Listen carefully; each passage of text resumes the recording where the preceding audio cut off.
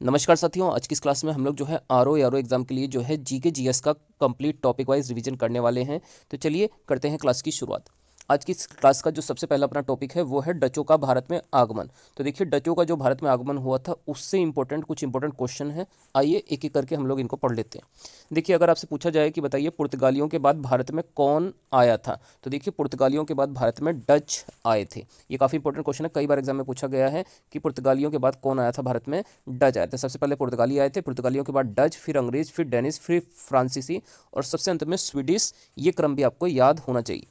Next हम बात करें अगर डच जो है किस देश के निवासी थे, तो देखिए डच जो है हॉलैंड देश के निवासी थे, जो वर्तमान में नीदरलैंड देश के नाम से जाना जाता है। यहाँ के मूल निवासी थे डच। तीसरा इंपॉर्टेंट पॉइंट, अगर आपसे एग्जाम में पूछा जाए कि बताइए भारत आने वाला सबसे पहला डच व्यक्ति या नागरिक कौन था, तो देखिए 1596 ईस्वी में जो है कार्नेलिस डी हाउटमैन जो है भारत आने वाला सबसे पहला जो है डच व्यक्ति या नागरिक था।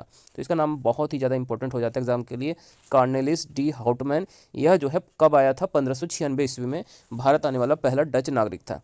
नेक्स्ट अगर आपसे पूछा जाए कि बताइए भारत में डच ईस्ट इंडिया कंपनी की स्थापना किस वर्ष की गई थी, तो देखिए भारत में जो डच ईस्ट इंडिया कंपनी की स्थापना हुई थी वह जो है 1602 में हुई थी। कब हुई थी? 1602 में।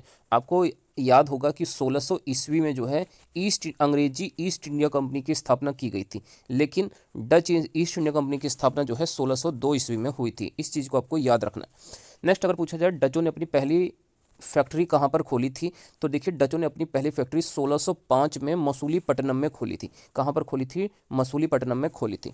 इसके अलावा अगर आपसे पूछा जाए कि बताइए बेदरा का युद्ध कब हुआ था, तो देखिए जो बेदरा का युद्ध है यह जो है 1759 में हुआ था। इसको आप लोग करेक्ट कर लीजिएगा। बेदरा का युद्ध जो है 1759 ईस्वी में हुआ था। और इस युद्ध में क्या हुआ था, अंग्रेजों ने जो है डचों को पराजित किया था और भारत में जो है एक प्रकार से अंग्रेजी साम्राज्य को स्थापित करने की ओर अपना अगला कदम बढ़ा दिया था। तो बेदरा का युद्ध कब हुआ था? 1759 ईस्वी में हुआ था। और इस युद्ध में क्या हुआ था, अंग्रेजों ने जो है डचों को हराया था। चलिए आइए अब इसके बाद हम लोग जो है अपना अगला टॉपिक देखते हैं। देखिए अब यहाँ पे हम जो है राष्ट्रीय वन नीति जो हमारे देश में लागू है उससे रिलेटेड कुछ इंपॉर्टेंट फैक्ट्स हैं, उनको भी हम लोग यहाँ पे पढ़ेंगे। देखिए अगर आपसे पूछा जाए भारत में पहली राष्ट्रीय वन नीति कब बनाई गई थी, तो देखिए सबसे पहली राष्ट्रीय वन नीति बनाई गई थी 1952 में। इस वन नीति के अनुसार क्या है कि जो हमारे देश का कुल क्षेत्रफल है उसके 1/3 भाग पर, इसका अर्थात इसका मतलब है 33% क्षेत्रफल पर जो है वनों का होना आवश्यक है हमारे जो है पर्यावरण के संतुलन के लिए। तो यह पहली राष्ट्रीय वन नीति बनाई गई थी 1952 ईस्वी में। नेक्स्ट अगर आपसे पूछा जाए नई राष्ट्रीय वन नीति कब से लागू की गई है, तो यह 1988 से लागू है नई राष्ट्रीय वन नीति।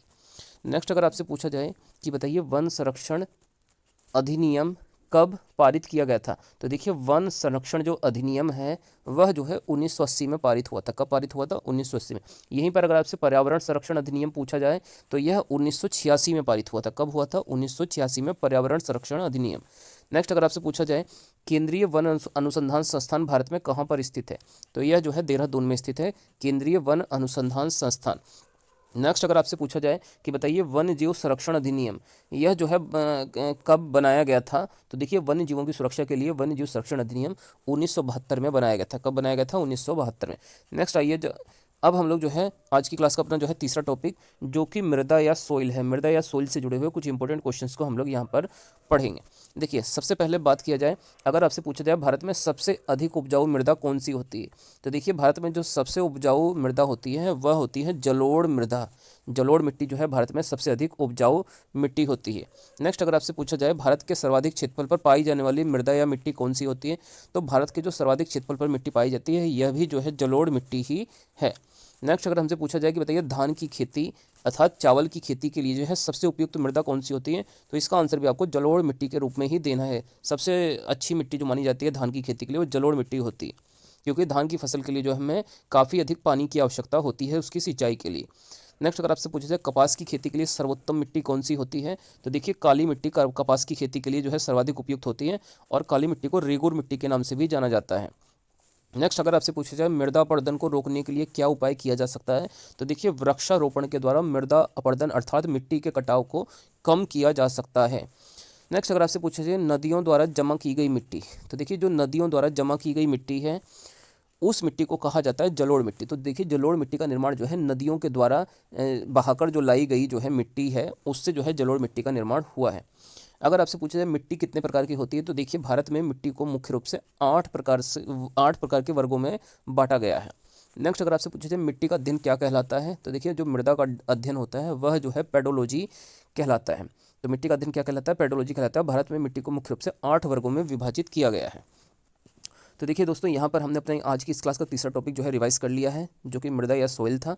अब हम लोग जो है आज की क्लास का अपना चौथा टॉपिक, जो कि है भारत के गवर्नर जनरल। यहाँ पर हम कुछ इंपॉर्टेंट फैक्ट्स पढ़ेंगे भारत के गवर्नर जनरल से, जो आपके एग्जाम में पूछे जा सकते हैं। जैसे बात किया जाए, अगर आपसे पूछा जाए सुरक्षा प्रकोष्ठ की नीति यह किस गवर्नर जनरल के समय में लाई गई थी, तो देखिए जो सेफ्टी वाल्व थ्योरी या सुरक्षा प्रकोष्ठ की नीति है, यह वारेन हेस्टिंग के समय में लाई गई थी। इसके अलावा अगर आपसे पूछा जाए बंगाल में द्वैध शासन किस गवर्नर जनरल के समय में पारित हुआ था, तो देखिए बंगाल में जो द्वैध शासन है वह भी वारेन हेस्टिंग के समय में ही पारित किया गया था। नेक्स्ट हम अगर आपसे पूछा जाए कि बताइए भारत में सिविल सेवा का जनक यह किसे माना जाता है, तो यह थे लॉर्ड कॉर्नवालिस। लॉर्ड कॉर्नवालिस को भारत में सिविल सेवा का जनक कहा जाता है। और अगर आपसे पूछा जाए लॉर्ड कॉर्नवालिस की कब्र कहाँ पर है, तो देखिए लॉर्ड कॉर्नवालिस की कब्र है मणिपुर में। कहाँ पर इनकी कब्र है, मणिपुर में इनकी कब्र है। तो इस चीज़ को भी आपको याद कर लेना है। तो दोस्तों यहाँ पर हमने जो है अपना जो है तीसरा टॉपिक भारत के गवर्नर जनरल, देखिए यहाँ से इससे जुड़ी हुई एक दो पॉइंट और हैं, उनको भी हम लोग पहले समझ लेते हैं। देखिए अगर आपसे पूछा जाए सहायक संधि को स्वीकार करने वाला पहला नवाब कौन था, तो देखिए जो सहायक संधि लॉर्ड वेलेजली ने जो है लागू की थी, उसको जो स्वीकार करने वाला पहला जो शासक था वह थे अवध के नवाब। अवध के नवाब जो है सहायक संधि को स्वीकार करने वाले जो है पहले जो है नवाब थे। इसके अलावा अगर आपसे पूछा जाए कि बताइए 1829 में सती प्रथा को समाप्त करने में किसका योगदान था, तो देखिए 1829 में जो सती प्रथा को समाप्त किया गया था उसमें सर्वाधिक योगदान जो है लॉर्ड विलियम बेंटिक का था, और यह भारत के प्रथम गवर्नर जनरल भी थे। नेक्स्ट अगर आपसे पूछा जाए कि बताइए भारत में PWD, जिसको हम लोग पब्लिक वर्क डिपार्टमेंट कहते हैं, इसकी स्थापना जो है किस गवर्नर जनरल के समय में हुई थी, तो इसकी स्थापना भी लॉर्ड डलहौजी के समय में की गई थी। लॉर्ड डलहौजी के समय में पब्लिक वर्क डिपार्टमेंट की स्थापना की गई थी, और इन्हीं के समय में जो है भारत में जो है पहली ट्रेन जो है 1853 ईस्वी में जो है बम्बई से थाने के मध्य में 34 किलोमीटर तक चलाई गई थी। इसके अलावा अगर आपसे पूछा जाए विधवा पुनर्विवाह अधिनियम जो है कब पारित किया गया था, तो देखिए जो विधवा पुनर्विवाह अधिनियम है यह लॉर्ड कैनिंग के समय में लगभग 1856 ईस्वी में जो है पारित किया गया था। तो देखिए दोस्तों, यहाँ पर जाके हमारा जो है तीसरा चौथा टॉपिक जो है, जो कि था भारत के प्रमुख गवर्नर जनरल, यह टॉपिक यहाँ पर कंप्लीट हुआ। आइए अब हमने ऊपर एक टॉपिक अपना जो है छोड़ दिया था, आइए इसको भी हम लोग देख लेते हैं। देखिए अब यहाँ पर हम लोग जो है मुख्य रूप से जो है प्रमुख हड़प्पा स्थल और उनसे संबंधित जो नदी है इसको पढ़ेंगे। तो चलिए इनको हम लोग एक एक करके देख लेते हैं। सबसे पहले एक पॉइंट आप लोग ये समझ लीजिए कि अगर आपसे पूछा जाए महाभाष्य के लेखक कौन है, तो देखिए महाभाष्य जो रचना है यह जो है पतंजलि के द्वारा लिखी गई है। किसने लिखा है इसको, पतंजलि ने लिखा है। नेक्स्ट अब देखिए, अब जो है यहाँ पे हमारा जो पांचवा टॉपिक है वह है हड़प्पा स्थल, और वह जो है किस नदी के तट पर स्थित है। तो सबसे पहले बात करते हैं सबसे पूर्वी हड़प्पा स्थल, जो कि हमारा आलमगीरपुर था। यह जो है मेरठ जिले में स्थित था, और यह जो है हिंडन नदी के तट पर स्थित था। किस नदी के तट पर, हिंडन नदी के तट पर आलमगीरपुर हड़प्पा स्थल स्थित था। इसके अलावा अगर आपसे पूछा जाए राखीगढ़ी, राखीगढ़ी कहाँ पर स्थित है, यह हरियाणा में स्थित है। तो यह जो है घग्घर नदी के तट पर स्थित है। किसके नदी पर, घग्घर नदी के तट पर। इसी प्रकार आपसे पूछा जाए बनावली जो हड़प्पा स्थल है यह किस नदी के तट पर स्थित है, तो यह जो है सरस्वती नदी के तट पर स्थित है। बनावली जो है हड़प्पा स्थल सरस्वती नदी के तट पर।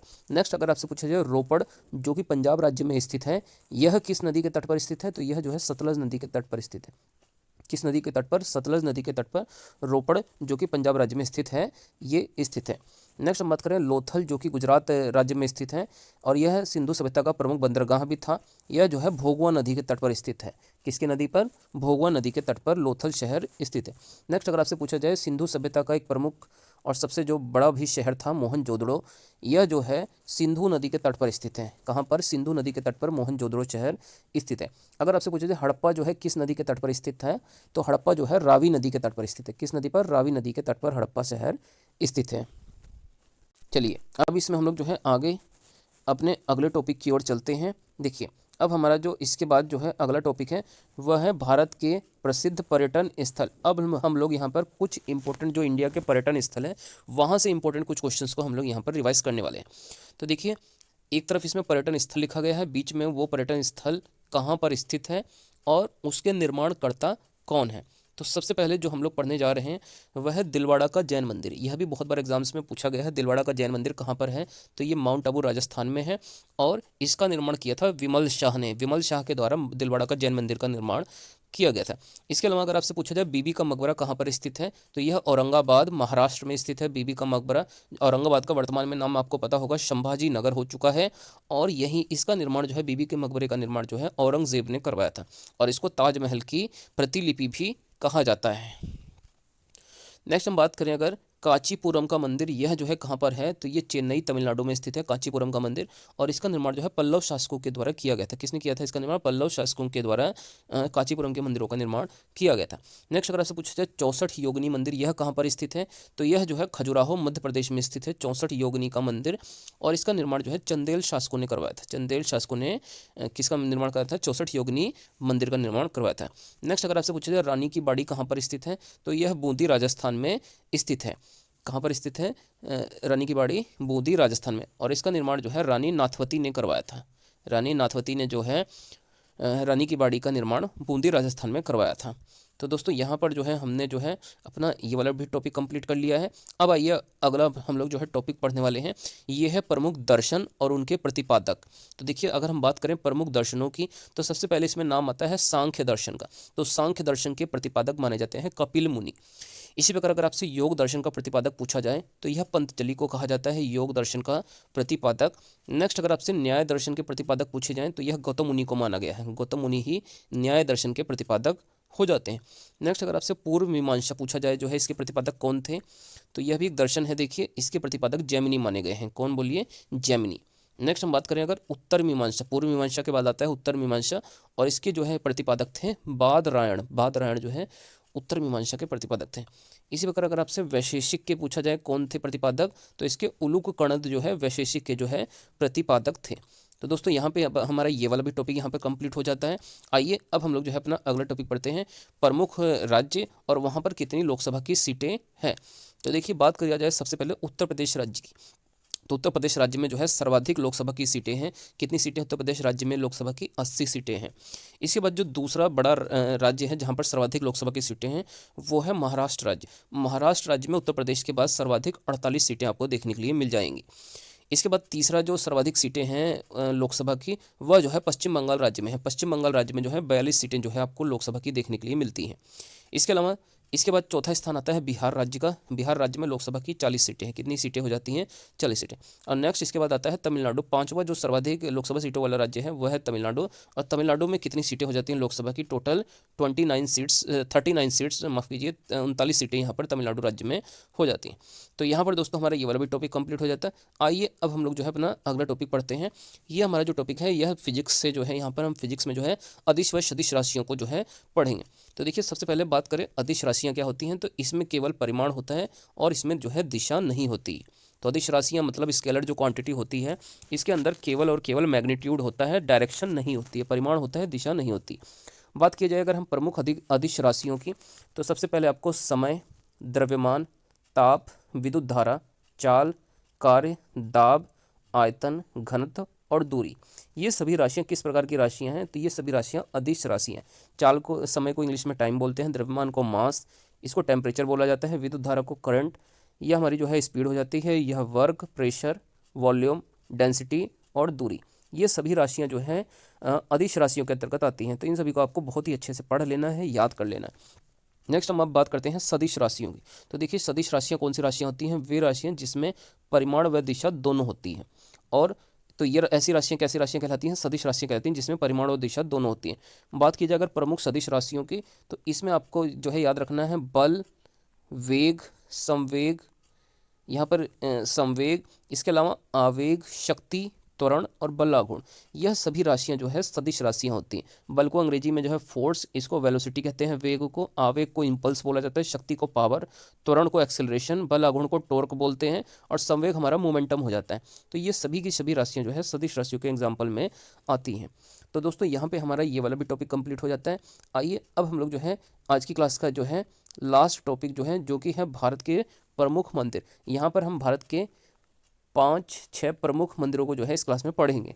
तो सबसे पहले बात करते हैं सोमनाथ मंदिर की।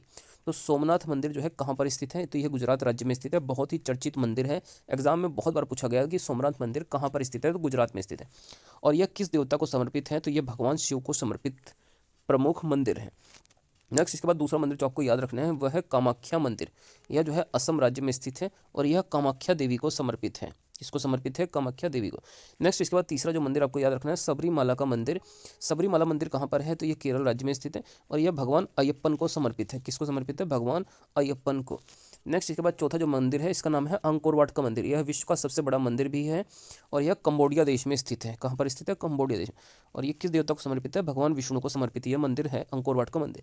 और नेक्स्ट इसके बाद जो पांचवा मंदिर आपको याद रखना है वह पशुपतिनाथ मंदिर है, जो कि काठमांडू नेपाल में स्थित है और यह भगवान पशुपति को समर्पित मंदिर है। पशुपतिनाथ मंदिर भगवान पशुपति को समर्पित है, पशुपतिनाथ को, और यह काठमांडू शहर में स्थित है। दोस्तों यहाँ पे आज की हमारी ये जो है क्लास कंप्लीट हो जाती है। आप लोग कमेंट करके बताइएगा कि आपको ये क्लास कैसी लगी। अगर आप लोग चाहते हैं कि मैं इसका आगे भी नेक्स्ट पार्ट लेकर आऊँ तो ज़रूर से आप लोग अपनी राय दीजिए कि मैं इसका अगला पार्ट लाऊँ या नहीं लाऊँ। अगर आपको ये वीडियो अच्छी लगी है तो वीडियो को ज़रूर से लाइक करके चैनल को सब्सक्राइब कर लें।